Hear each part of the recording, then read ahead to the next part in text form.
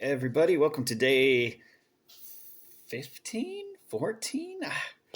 I'm not sure actually, but welcome to my daily Aldi Advent beer calendar.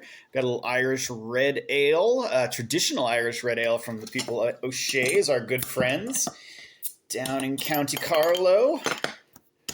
All right. The red or amber ale is a pretty standard style of beer.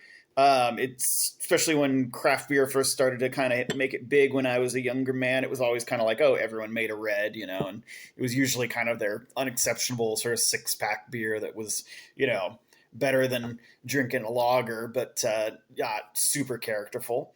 Nice dark color for this bad boy. Like that's a pretty deep red. Almost shading into the brown, even up against the light, but got kind of a malty nose to it. Can smell some of that caramel malt. Yeah, it's a little roasty. I would almost think of it more as a brown than a red, but it's a pretty fine line between the amber. It's kind of a continuum, right? Amber, red, brown ales are like, it's all really one thing. You don't need to separate it out into a trinary all the time. Um, yeah, there's a little bit of like the actual burnt malt that shades up from the browns into the porters and the stouts, which is a little atypical of the red. The red is usually mostly caramelized malt instead of actual like roasted malt. But that's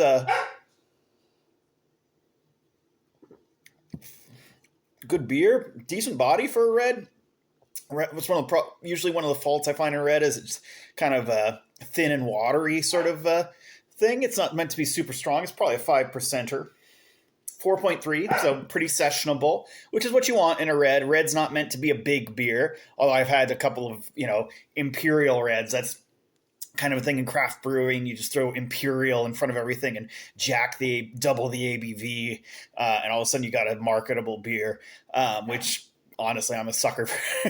I'm always like, oh, they just put the name imperial. That's not a real style, but then I drink it anyway, right? So this traditional Irish red ale is, I don't know how traditional it is, but that's a nice red ale. I'd probably give it a 7, a little better than some of the 6.5 lagers. It's got more character to it. I feel like I'm actually drinking something other than pleasantly bubbly barley water.